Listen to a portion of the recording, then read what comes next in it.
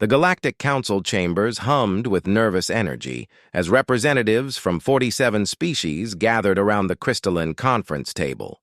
Ambassador Zektar of the Vorthak Empire adjusted his ceremonial robes, his scaled hands trembling slightly as he reviewed the proposal one final time. The holographic display showed detailed schematics of human military installations, trade routes, and colonial settlements across 12 star systems. "The motion is simple," Zektar announced, his voice carrying across the vast chamber. "We vote to classify humanity as a Category 5 threat and authorize immediate military action to contain their expansion. They have grown too powerful too quickly." Murmurs rippled through the assembly.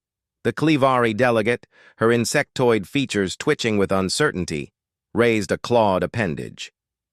"Ambassador Zekatar, humanity has been our ally for over 2 centuries.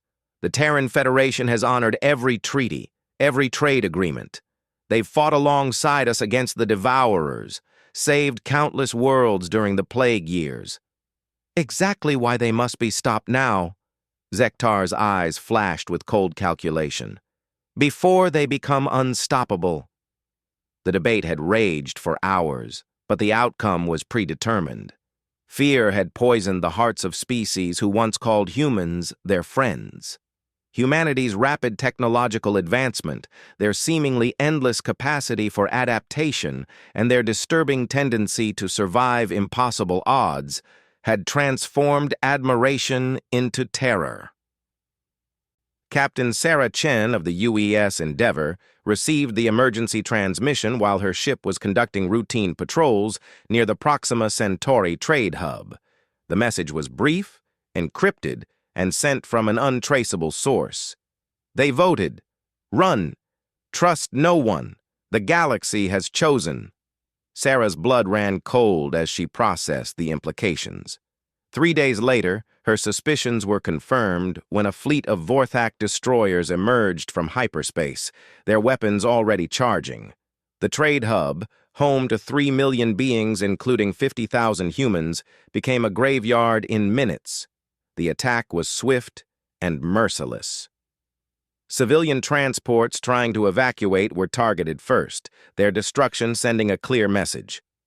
The Vorthak ships broadcast a single statement as they reduced the station to molten debris. "By order of the Galactic Council, all human presence in this sector is hereby terminated." News of the massacre spread through human space like wildfire. Within hours, similar attacks were reported across the frontier. The Rigel colonies, the mining platforms of Wolf 359, the agricultural worlds of the Tau Ceti system, all fell to coordinated strikes by former allies. Species that had fought beside humans, shared meals with them, intermarried with them, now hunted them without mercy. Admiral Marcus Reeves stood in the command center of Earth's orbital defense platform, watching the tactical displays with growing horror. Red markers indicated destroyed human settlements, while yellow showed facilities under attack. The pattern was clear. This wasn't random violence. It was systematic extermination. "Sir, we're receiving distress calls from 17 colonies," reported Lieutenant Commander Park, her voice strained. "The Centauri Defense Fleet has joined the assault. They're using our own tactical data against us." Reeves closed his eyes, feeling the weight of command crushing down on him. The Centaurians had been humanity's closest allies, practically family. Human and Centaurian children had grown up together on joint colonies. Now those same Centaurians were using their intimate knowledge of human defensive systems to slaughter innocent civilians. "What's our fleet status?" he asked. "Scattered across 3 dozen systems, sir. Most of our heavy units are on deep space patrols or diplomatic missions. The nearest battle group is 6 days out." The genius of the galactic conspiracy was becoming clear. The attack had been timed perfectly, launched when humanity's military forces were spread thin and unsuspecting allies had access to critical intelligence. Every human fleet had been assigned advisors from allied species. Every colony had welcomed foreign observers. Every defensive installation had been mapped by trusted partners. Dr. Elena Vasquez, Earth's chief xenobiologist, burst into the command center without ceremony. Her usually pristine lab coat was stained with blood, her face pale with shock. "Admiral, you need to see this. We intercepted communications from the hegemony fleet. They're not just targeting our military and colonies." She activated her portable holoprojector, displaying a translated message that made everyone in the room go cold. The communication was between two hegemony ship commanders, discussing their orders with casual brutality. Priority targets include any human genetic material, cultural archives, and technological databases. The Council has decreed total extinction, not just military defeat. They want our species wiped from the galaxy completely. The silence that followed was deafening. This wasn't war in any conventional sense. It was genocide planned and executed by the very civilizations humans had called friends. The betrayal cut deeper than any physical wound. Admiral Reeves felt something fundamental shift inside him. The naive optimism that had defined humanity's approach to galactic politics died in that moment, replaced by something harder and infinitely more dangerous. If the galaxy wanted to play by rules of extinction, humans would show them what those rules really meant. "Send a priority transmission to all human vessels and installations," he ordered. "Authorization code Omega Black. Implement Protocol Lazarus immediately." Lieutenant Commander Park's eyes widened. Protocol Lazarus was theoretical, a contingency plan so extreme it had never been seriously considered for implementation. It would transform humanity from explorers and diplomats into something the galaxy had never seen before. Meanwhile, across human space, survivors of the initial attacks were already adapting with the terrifying efficiency that had always defined their species. On the burning ruins of Haven Colony, Chief Engineer Rodriguez jury-rigged defensive systems from agricultural equipment. In the asteroid belts of Vega, miners turned their excavation charges into ship killers. Humanity's children, who had played with alien younglings just days before, now watched their parents prepare weapons with a grim determination that chilled even veteran soldiers.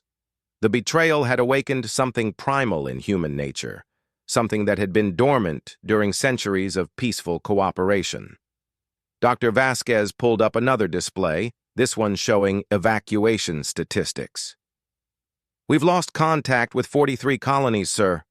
But the survivors, they're not running anymore." She was right. The scattered reports coming in told a different story. Where initially human settlements had been caught completely off guard, now the pattern was changing. Evacuation ships were being rigged as explosives. Civilian freighters were ramming enemy destroyers. Scientists were sharing weapons designs with mining guilds and farming cooperatives. The Galactic Council had made a fundamental miscalculation. They had assumed that removing humanity's military would leave the species helpless. They failed to understand that every human civilian was a potential soldier, every piece of human technology could become a weapon, and every act of betrayal would be remembered and repaid with interest. Admiral Reeves received a personal communication from his opposite number in the Centaurian fleet, Admiral Colvin. They had served together during the Devourer Wars, saved each other's lives on multiple occasions. Colvin's message was brief and filled with genuine regret. "Marcus, please understand, we had no choice. Your species was becoming too powerful. The Council showed us projections, demonstrated what would happen if human expansion continued unchecked. This is not personal. This is survival." Reeves stared at the message for a long moment before composing his reply. "Colvin, you're right about one thing. This is about survival. You just chose the wrong side." As night fell over Earth, evacuation ships departed for predetermined rally points in deep space. But these weren't refugees fleeing in terror. They were citizens of a species that had just learned the galaxy's most important lesson. In the depths of space, there were no friends, no allies, only survivors and the extinct. The Galactic Council had wanted to prevent humanity from becoming too powerful. Instead, they had created something infinitely worse, a species with nothing left to lose and every reason to win. The galaxy would soon learn why the oldest rule among predators was simple: never corner something that can fight back. Protocol Lazarus was now active, and humanity's true war was about to begin. 6 months after the Great Betrayal, the galaxy had learned to fear the dark spaces between stars.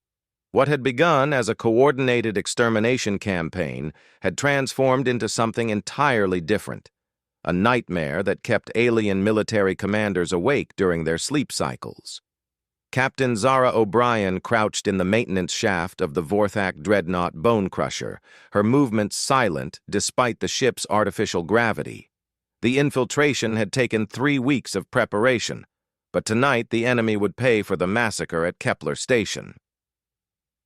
Her team of 5 humans had replaced the original maintenance crew through a combination of stolen identities and carefully administered poisons. The Vorthak never suspected that their trusted hegemony allies had been compromised. They didn't know that Dr. Chen Wei, humanity's leading expert in biochemistry, had spent 4 months developing compounds that could mimic every known alien disease. They didn't know that their morning nutrition cycles now contained microscopic nanobots programmed to replicate Vorthak's cellular structures perfectly. O'Brien's earpiece crackled with whispered updates from her team. Reactor room secured. Navigation compromised. Life support systems ready for override. Each human had spent years living alongside these species, learning their technologies, understanding their weaknesses. The galaxy's former allies were about to discover that intimate knowledge was a weapon that cut both ways. Execute Prometheus Protocol in 3, 2, 1. The Bone Crusher's reactor containment failed in a cascade of failures that appeared completely accidental. As the massive ship began tearing itself apart, escape pods launched in every direction, except the ones containing humans. O'Brien and her team had sealed those hatches hours earlier. The Vorthak crew died confused and terrified, never understanding how their most advanced warship had become a tomb. Similar scenarios played out across 40 star systems that night. The galaxy called it the Night of Silent Thunder, when 17 major warships simply vanished without sending distress signals. Investigation teams found no trace of human involvement, only mechanical failures and system malfunctions that seemed impossibly coincidental. Admiral Colvin of the Centaurian fleet stood before the Galactic Council, his usually composed demeanor cracking under pressure. Honored delegates, we are not fighting the same species we knew 6 months ago. These are not the peaceful explorers and traders we once called allies. The holographic displays around the chamber showed tactical analyses that defied conventional military thinking. Human forces had abandoned every established doctrine of space warfare. They no longer fought fair. They no longer announced their presence. They struck from shadows, used deception and terror with ruthless efficiency, and showed no mercy to enemies who had shown none to them. They're using our own tactics against us, Colvin continued, his voice strained. Every species that joined the Purge has suffered targeted assassinations of key personnel. Their cargo ships detonate when boarded. Their civilian transports are actually disguised warships. We can't trust any intelligence because they've infiltrated our communication networks. Council Chairman Vextar, an elderly ethereal whose species had orchestrated much of the conspiracy against humanity, raised a glowing appendage for silence. Surely you exaggerate, Admiral. Humans are emotional creatures prone to rash action. This chaos will burn itself out once they exhaust their resources. The Clivari representative, Ambassador Chittak, buzzed nervously. With respect, Chairman, my species' intelligence networks have been completely compromised. We discovered yesterday that our chief military advisor has been human for the past 8 months. The real advisor, Klizven, has been dead since the war began. We never noticed the difference. The revelation sent ripples of unease through the assembled delegates. If humans could impersonate other species perfectly enough to fool their own kind, then no one was safe. The paranoia that had initially driven them to eliminate humanity was now turning inward, poisoning their alliance from within. Lieutenant Colonel James Harrison watched the council session through hijacked surveillance feeds from his hidden command center in the asteroid belt of Tau Ceti. The facility didn't officially exist on any human military record. It was one of dozens of black sites established under Protocol Lazarus.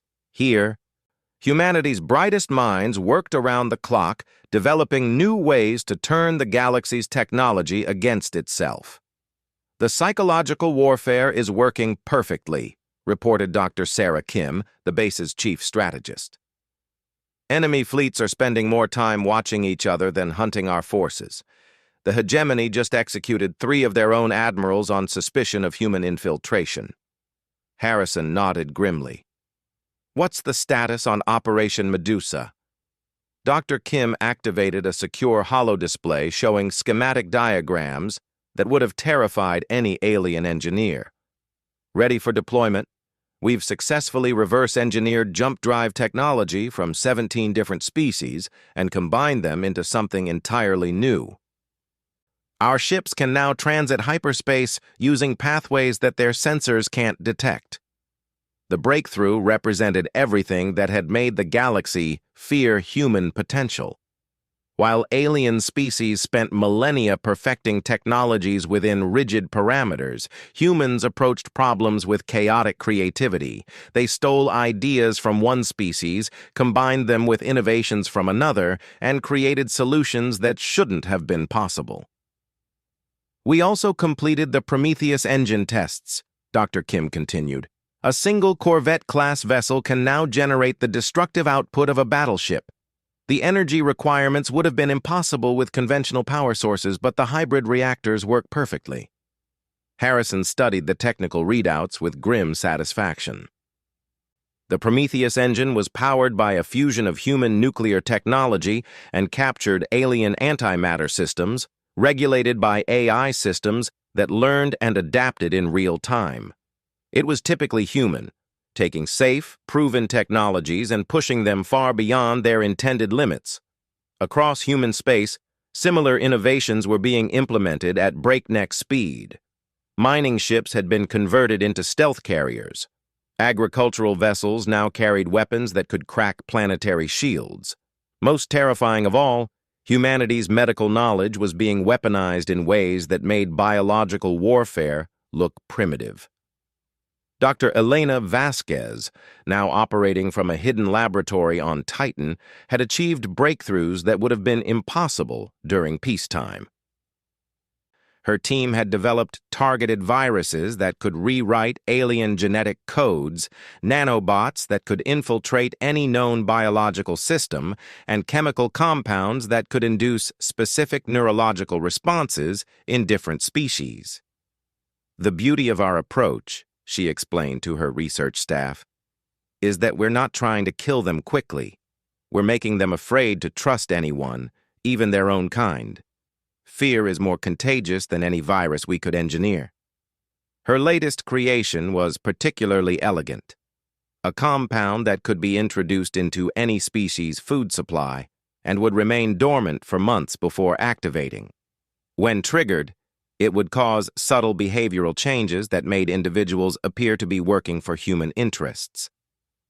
The paranoia this generated had already caused 3 allied species to withdraw from the anti-human coalition. Meanwhile, on the front lines, human tactics had evolved beyond recognition. Captain Maria Santos commanded the stealth destroyer Wrathful Ghost, a ship that officially didn't exist and operated under the black banner of humanity's new Shadow Fleet. Her mission parameters were simple: find enemy vessels and make them disappear without a trace. "Contact bearing 27 Mark 6, reported her tactical officer. "Hegemony heavy cruiser, escort formation of 6 destroyers." Santos studied the tactical display with predatory focus. 6 months ago, her ship would have been hopelessly outmatched by such a force. Now, she was hunting them. Begin stalking approach. Deploy void mines along their projected course. Signal the Phantom Strike and Silent Revenge to close from flanking positions. The engagement that followed lasted exactly 4 minutes. The hegemony ships never detected the human vessels before their shields failed and their hulls began venting atmosphere. No distress signals were transmitted. No survivors remained to report what had happened. The enemy ships simply vanished from all sensor networks, leaving behind only debris that could have come from any number of causes. This had become humanity's preferred method of warfare, complete elimination of enemy assets with no evidence of human involvement. Let the galaxy wonder what was hunting their ships. Let them blame each other, suspect their allies, doubt their own sensors. Fear was humanity's most effective weapon, and they wielded it with surgical precision. The psychological impact was devastating. Alien crews now required psychiatric evaluation after completing routine patrols. Military commanders hesitated to engage even civilian human vessels, never knowing if they were walking into a trap. The very space lanes that had once been safe for galactic commerce were now haunted by ghost ships that struck without warning and disappeared without a trace. Admiral Marcus Reeves received daily reports from across human-controlled space, each one confirming what he had hoped to achieve when Protocol Lazarus was first activated. Humanity was no longer fighting for survival. They were fighting for dominance. Every betrayal by their former allies had been catalogued, analyzed, and marked for repayment. "Sir," reported his aide, "the latest intelligence suggests that 12 species are now considering withdrawal from the anti-human alliance. The cost in ships and personnel is becoming unsustainable." Reeves allowed himself a cold smile. "Then they're learning. But it's too late for withdrawal. They made this choice when they voted for our extinction. Now, they get to live with the consequences." The galaxy that had once feared humanity's potential was about to discover what humans were actually capable of when they stopped playing by civilized rules. The war was far from over, but the balance of power had shifted dramatically. Humanity's children were no longer the naive explorers who had first reached for the stars. They had become something much more dangerous, survivors with nothing left to lose and everything to prove. 2 years after the Great Betrayal, the Galactic Council chambers stood nearly empty. Of the 47 species that had voted for human extinction, only 23 remained in the Alliance. The others had either withdrawn completely or simply disappeared from galactic communications. The chamber's crystal walls, once gleaming with hope and unity, now bore scorch marks from desperate security measures that had failed to stop human infiltrators. Ambassador Zektar of the Vorthak Empire sat alone at the massive conference table, his scaled hands trembling as he reviewed casualty reports that made no sense. His people, once the galaxy's premier military power, had been reduced to scattered fleets hiding in uncharted space. The numbers were staggering. 80% of their battle fleet destroyed, their home system under constant siege, and their colonial empire collapsing as human forces systematically dismantled everything the Vorthak had built over millennia. The holographic display before him showed the latest intelligence reports, each one more disturbing than the last. Human technology had evolved beyond recognition, incorporating elements from dozens of captured alien systems and improving upon them with terrifying efficiency. Their ships moved through hyperspace using principles that shouldn't exist. Their weapons bypassed shields that had been thought impenetrable. Their soldiers fought with augmentations that made them stronger and faster than any known species. But it was the psychological warfare that had truly broken the Galactic Alliance. Humans had weaponized trust itself, turning the very bonds that held civilizations together into instruments of terror. No alien could be certain that their closest friend wasn't a human infiltrator. No leader could trust their advisors. No species could rely on their allies. "Computer, display communication from Admiral Colvin," Zektar commanded with weary resignation. The message that appeared was brief and filled with a desperation that chilled the Vorthak ambassador to his core. Admiral Colvin, once the proud commander of the Centaurian fleet, now spoke from the bridge of his last surviving ship. To any remaining Council forces, this is Admiral Colvin of the CNS Last Hope. We have lost the Centauri system. The humans. They didn't just defeat us. They absorbed us. Half my fleet switched sides during the final battle. They claimed they were always human agents, that they had been waiting for the right moment. I don't know who to trust anymore. I don't know if I can trust myself. The transmission ended abruptly, followed by long-range sensor data showing the destruction of the Last Hope by its own escort vessels. The Centaurian resistance had ended not with a heroic last stand, but with betrayal from within their own ranks. Zektar closed his eyes and tried to remember when everything had gone wrong. The plan had seemed flawless. Unite the galaxy against humanity before they became too powerful to stop. Instead, they had created exactly the scenario they'd tried to prevent. Humanity was now the dominant force in known space, and they ruled through a combination of technological superiority and psychological terror that made their former oppression look benevolent by comparison. Admiral Marcus Reeves stood on the observation deck of the UES Retribution, watching as construction crews put the finishing touches on humanity's newest orbital platform above what had once been the Vorthak homeworld. The massive station would serve as the administrative center for Earth's expanding interstellar empire, a constant reminder to any surviving aliens of who now controlled their fate. The final surrender ceremonies are scheduled for tomorrow, reported Captain Sarah Chen, who had been promoted to fleet operations following her distinguished service during the infiltration campaigns. Representatives from 8 species have agreed to the unconditional terms. Reeves nodded, but felt no satisfaction in the victory. The war had fundamentally changed humanity in ways that could never be undone. The optimistic explorers who had first reached for the stars were extinct, replaced by something harder and infinitely more pragmatic. They had learned the galaxy's hardest lesson. Mercy was a luxury that only the strong could afford. "What's the status on the integration programs?" he asked. "Proceeding ahead of schedule. Dr. Vasquez's neurological modification techniques have proven remarkably effective.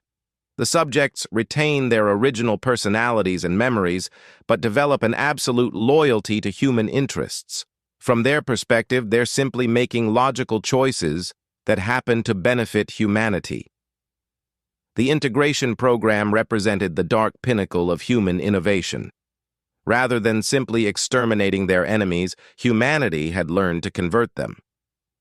Captured alien leaders underwent subtle neurological modifications that left them functionally unchanged, except for one crucial detail. They now genuinely believed that serving human interests was the logical course of action for their species. It was more thorough than brainwashing, more elegant than torture, and more terrifying than genocide. The aliens retained their intelligence, their personalities, their memories of resistance. They simply no longer wanted to resist. They had become true believers in humanity's cause, spreading the conviction to others through entirely natural social processes. Dr. Elena Vasquez observed the process from her new laboratory aboard the Retribution, watching as former enemies became willing collaborators.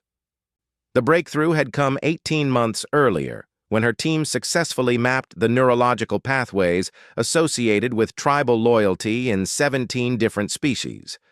By making minute adjustments to those pathways, they could redirect that loyalty toward humanity without the subject even realizing anything had changed.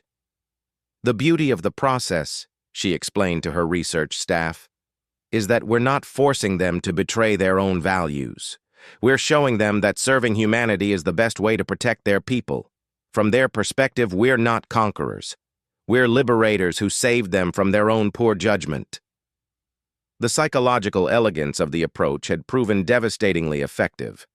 integrated aliens became humanity's most effective ambassadors, spreading pro-human sentiment throughout the galaxy with the passionate conviction of true believers.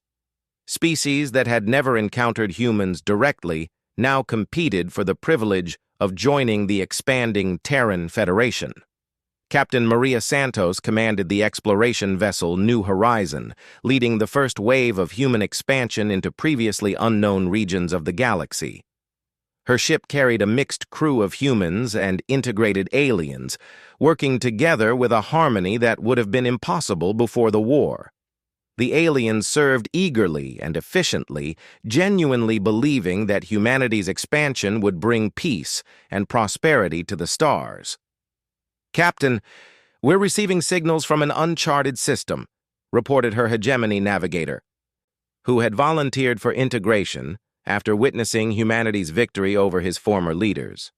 Multiple civilizations, approximately equivalent to pre-space technology levels. Santos reviewed the sensor data with practiced efficiency.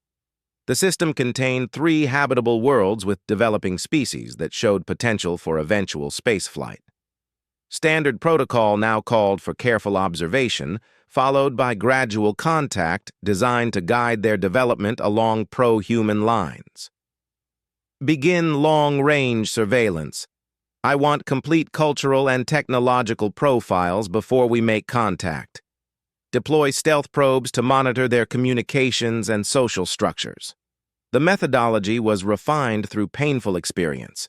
Rather than introducing themselves as conquerors or even as allies, humans now positioned themselves as wise mentors who appeared at crucial moments in a species' development.